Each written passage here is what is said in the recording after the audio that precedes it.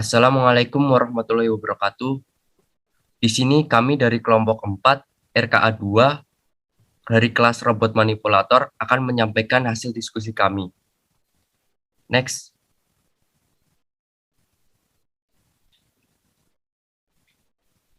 Kelompok kami beranggotakan yang pertama ada Muhammad Ikhwanul Abidin dengan NIM akhir 04, kemudian ada Abdullah Al-Masyur dengan NIM akhir 18, ada Muhammad Rehan Rafif dengan NIM akhir 59, dan saya sendiri Gali Satrajati dengan NIM akhir 77. Next.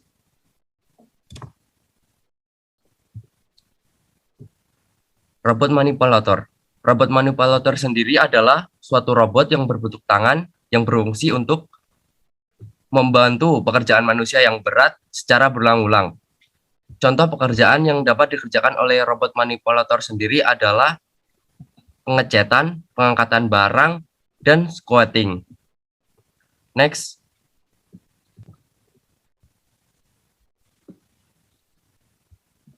Kemudian, robot manipulator sendiri memiliki 3 struktur utama. Yang pertama, struktur mekanis yang berupa sambungan-sambungan link yaitu rangka, dan juga join yang berupa engsel untuk menggerakkan robot. Kemudian ada sistem kendali yang mana dapat berupa sistem kendali tetap, fix, maupun servo.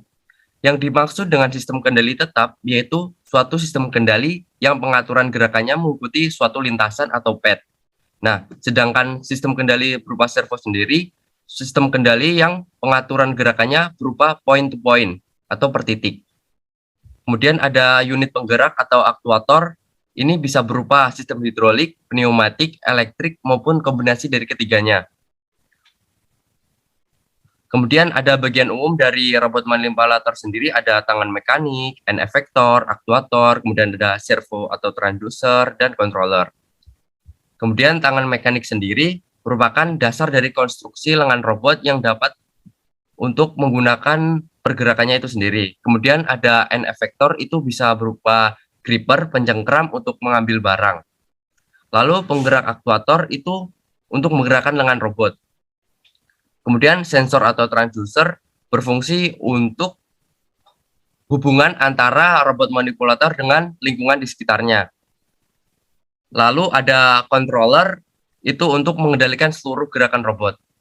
Next.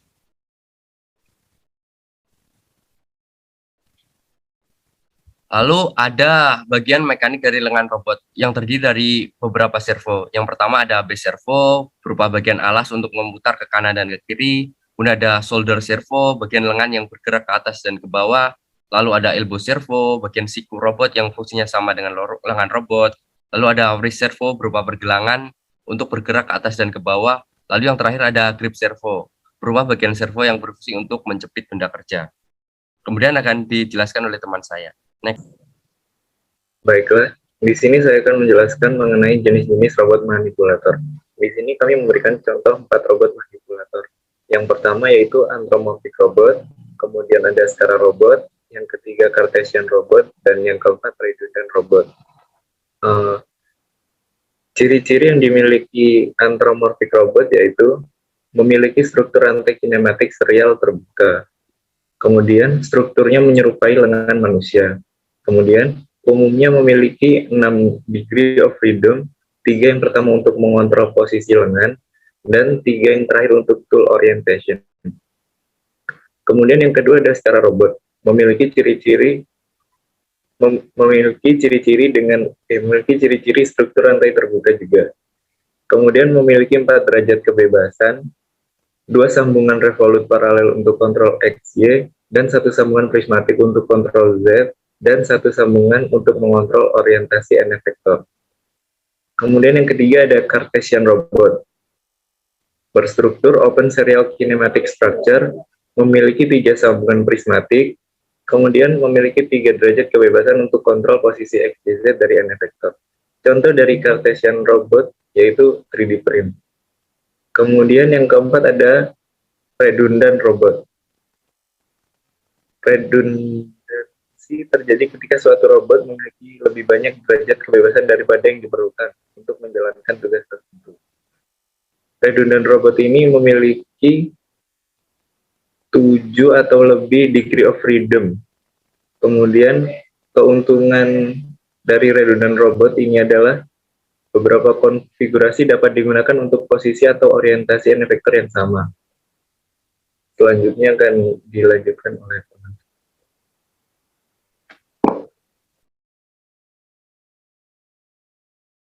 Baik, selanjutnya degree of freedom.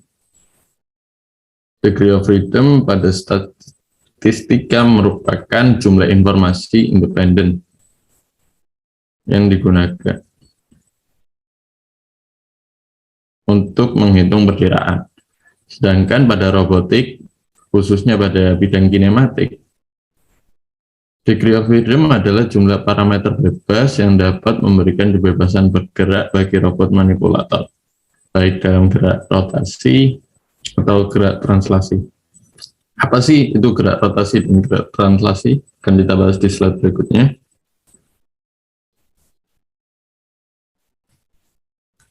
Gerak rotasi dapat kita lihat di sebelah kiri, merupakan perputaran suatu objek di mana titik pusatnya tidak bergerak terhadap sumbu X, Y, dan Z. Dapat dilihat di sini ada pitch, roll, dan yaw. Sedangkan pada gerak translasi, titik pusatnya akan berubah dari titik awal terhadap sumbu X, terhadap sumbu Y, dan terhadap sumbu Z.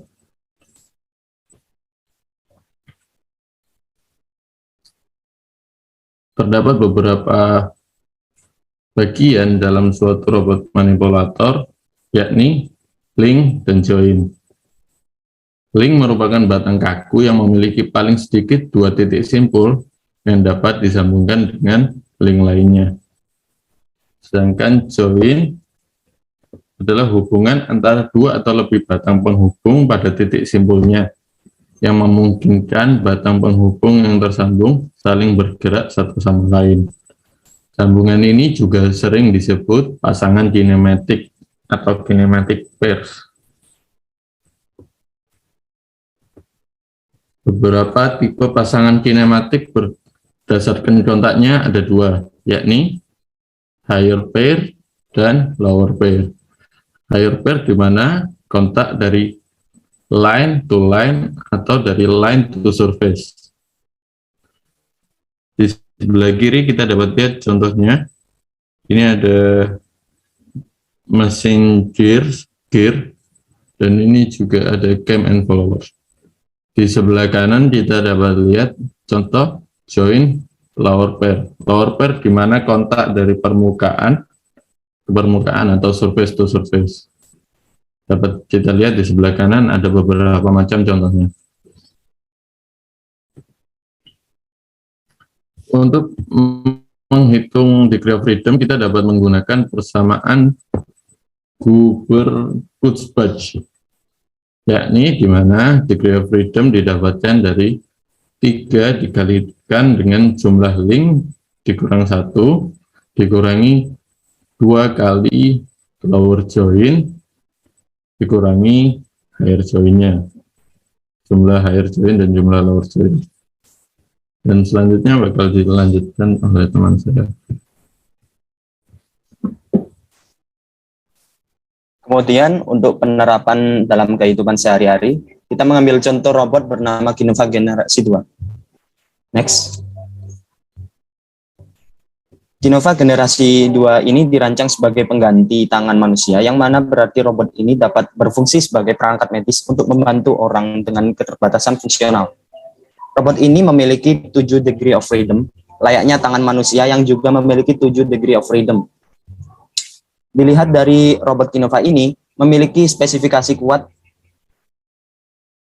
yaitu kuat berat yang dapat diangkat dengan 2 jari gripper yaitu 25 Newton, sedangkan untuk 3 jarinya yaitu 40 Newton. Batas capaian dari robot ini yaitu 90 cm, dengan berbahan karbon fiber dan aluminium, dapat dioperasikan pada minus 10 derajat Celcius sampai 40 derajat Celcius. Next. Berikut ini merupakan contoh motion yang dapat dilakukan oleh Genova Gen 2.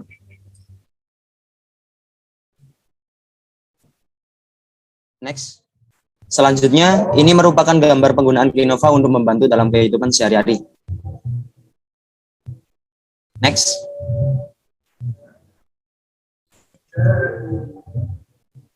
Terima kasih. Sekian presentasi dari kelompok kami.